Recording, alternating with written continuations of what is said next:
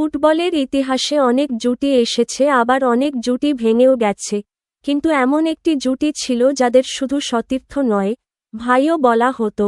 একজন Lionel Messi, আরেকজন Neymar.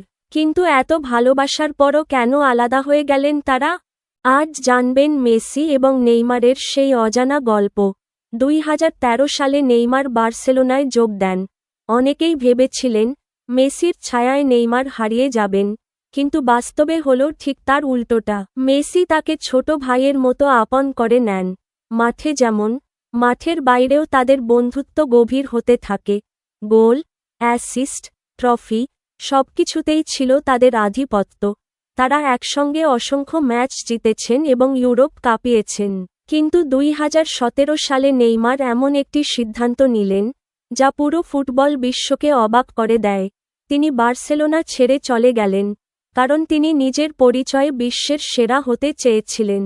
অনেকে বলেন, তিনি শুধু মেসির ছায়া থেকে বেরিয়ে আসতে চেয়েছিলেন, কিন্তু এই সিদ্ধান্তই তার ক্যারিয়ারের সবচেয়ে বড় মোড় হয়ে দাঁড়ায়। 2021 সালে ভাগ্য আবার তাদের এক দলে নিয়ে আসে। দুজনেই আবার খেলতে শুরু করেন একই ক্লাবে। মাঠে আবার দেখা গেল সেই পুরনো বোঝাপড়া, কিন্তু এবার আগের মতো ট্রফির সাফল্য আসেনি। 2022 সালে মেসি তার সবচেয়ে বড় স্বপ্ন পূরণ করেন। অন্যদিকে নেইমারের চোখে ছিল কান্না। বিশ্বকাপের স্বপ্ন তখনও অধরা রয়ে যায়।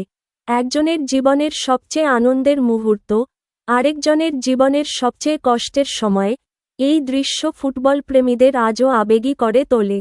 মেসি ও নেইমার আর হয়তো একই ক্লাবে খেলেন না, কিন্তু তাদের বন্ধুত্বের গল্প ফুটবল ইতিহাসে চিরকাল বেঁচে থাকবে।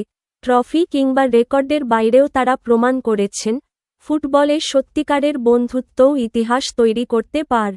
আপনার মতে, নেইমারের সবচেয়ে বড় ভুল কি বার্সেলোনা ছেড়ে যাওয়া ছিল, নাকি সেটাই ছিল তার নিজের স্বপ্ন পূরণের চেষ্টা? আপনার মতামত কমেন্টে লিখুন।